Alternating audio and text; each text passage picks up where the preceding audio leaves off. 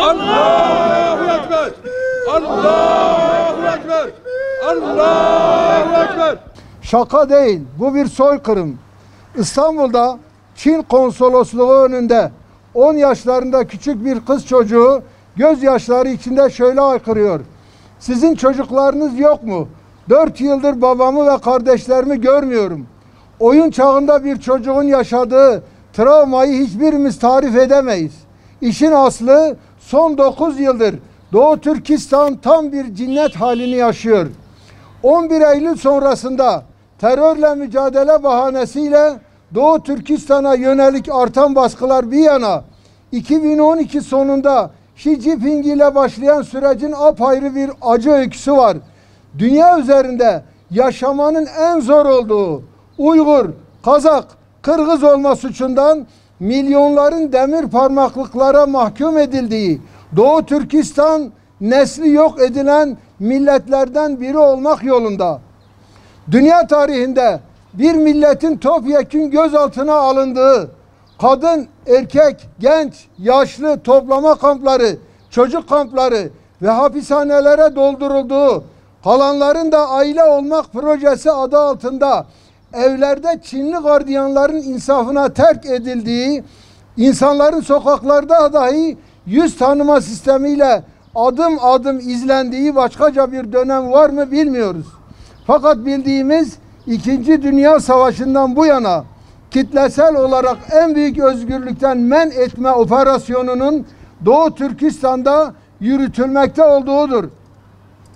2014 yılından itibaren teröre karşı sert darbe operasyonu ve ilan edilen 75 aşırılık belirtisi ile başlatılan keskin saldırılar 2017 Nisan'ından itibaren Doğu Türkistan genelinde yoğun bir şekilde kurulmaya başlayan ve sayılarının 1200'ü geçtiği belirtilen toplama kamplarıyla bambaşka bir noktaya taşındı.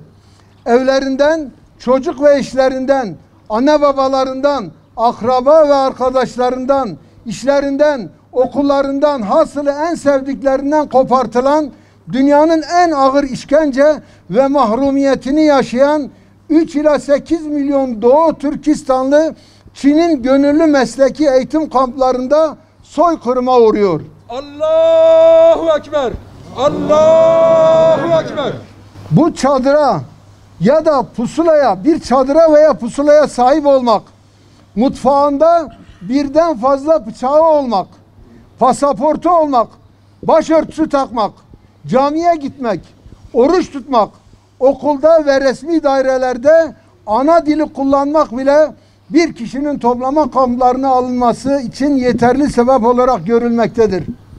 Çin'in genel hukuk ilkesi olarak bilinen masumiyet karinesini hiçe sayan suçu önceden önleme prensibi ile herhangi bir suçu bulunmayan ve mahkeme edilmeyen milyonlarca insan ayrımcılık, aşırılık ve terör suçlamalarıyla toplama kamplarına dolduruldular. Burada kalabalık hücrelerde sırt üstü yatabilecek kadar bir yer bile bulamayan insanlar yoğun beyin yıkama faaliyetlerine ve işkencelere maruz kalıyorlar.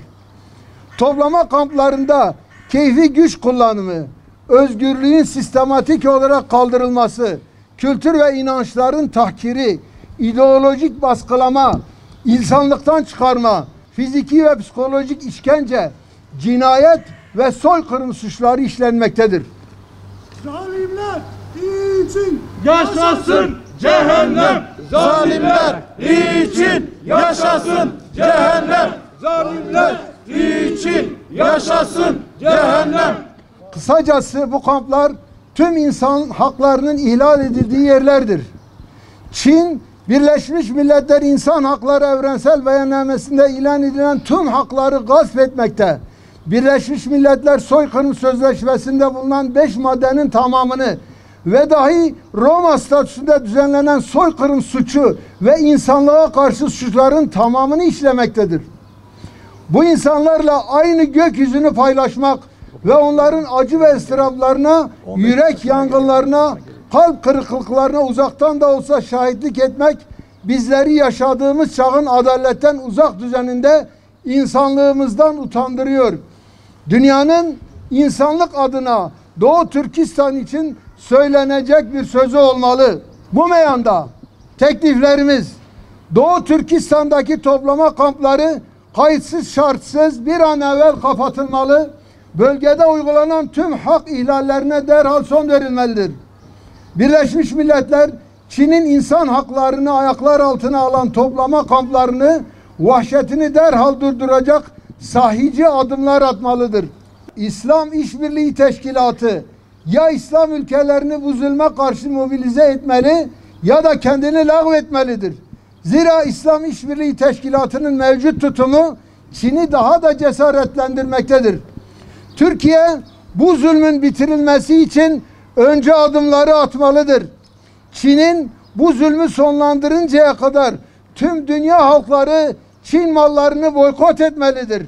Urfa'dan bir ses olarak ve Türkiye genelinde bütün İHA'ların ortak, aynı anda aynı saatte yaptıkları bu ortak bildirimizi burada okumaya son verirken hepinize teşekkür ediyoruz. İnşallah bir dahaki toplantılarımızda Çin'in ve dünyadaki bütün mazlum milletlerin kurtuluşuna ilişkin, özgürleştirmelerine ilişkin bir adım daha atılmış olacaktır. Değerli sivil toplum kuruluş başkanlarımız, siyasi parti başkanlarımız, kurum amirlerimiz, belediye başkan yardımcılarımız, hanım kardeşlerimiz hepinize ayrı ayrı teşekkür ediyoruz.